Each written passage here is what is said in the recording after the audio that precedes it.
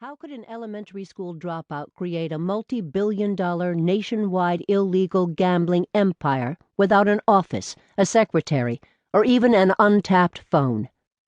Today, math whiz casino executives go to MIT, the Harvard Business School, and Wharton to try and master the gambling algorithms that Meyer Lansky carried around in his head.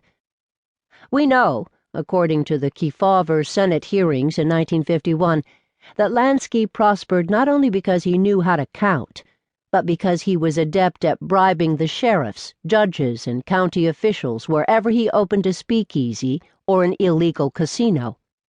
He even put the off-duty deputy sheriffs on the payroll as valet parkers to dampen any potential for whistleblowing in the ranks. In 1933, when Prohibition ended, Lansky was 31 years old and had earned the trust of some of the least trusting men in America. With the support of his boyhood pal, Charles Lucky Luciano, he convinced the syndicate bootleggers to convert their speakeasies into roadhouses and nightclub casinos, catering to illegal gambling, just as they had catered to illegal booze.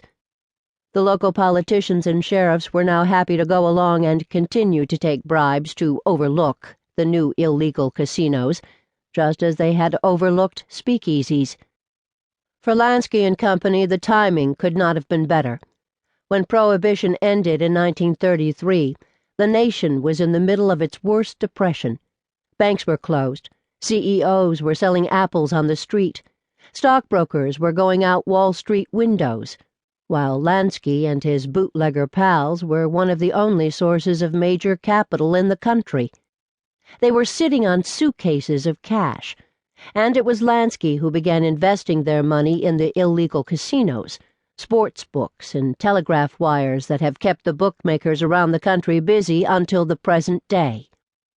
With Lansky's death, I had given up even getting the details of his life, but as my conversations with Sandi continued over the years, I realized that her life would make an incredible book. Here was the story of a willful adolescent daughter who could not be controlled by one of the most powerful and feared men in the country. In many ways, I came to realize she was too much like him. Sandi's was a rich life. She grew up in a vast apartment at the Beresford on 81st Street and Central Park West, and later in a huge suite at the St. Moritz Hotel on Central Park South and 6th Avenue. The Beresford apartment had a terrace so large she could ice skate on it all winter. There were piano, singing, and ballet lessons at which she was not very good, but she had a horse, and she loved to ride. She rode and took lessons in Central Park and was good enough to show at Madison Square Garden. Her father was so proud he would follow her around from one horse show to the other when he wasn't out of town. He was her biggest fan. When you grow up in her father's world, you rarely had any friends from the outside. Sandi had Joe Adonis's daughter, Benny Siegel's 2 daughters, Abner Longy Zwillman's son, among other mob princes and princesses down at the Jersey Shore, which was known as the Gangster Riviera.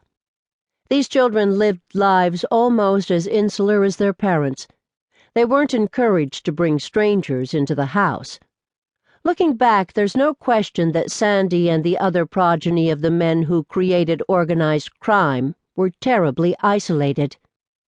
As a 12-year-old, Sandi walked around with far more money than she does today.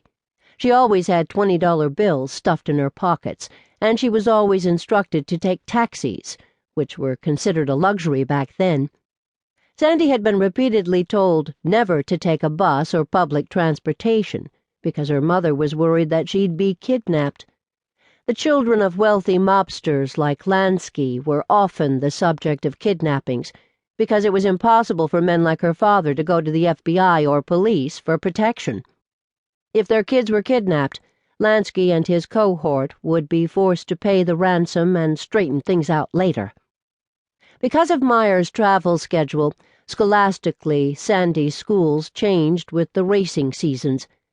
She started her classes at the Tony Birch Wathen in New York, and then she'd move her studies, such as they were, to Miami Beach during the winter. In the spring, the Lanskys would move back north and Sandi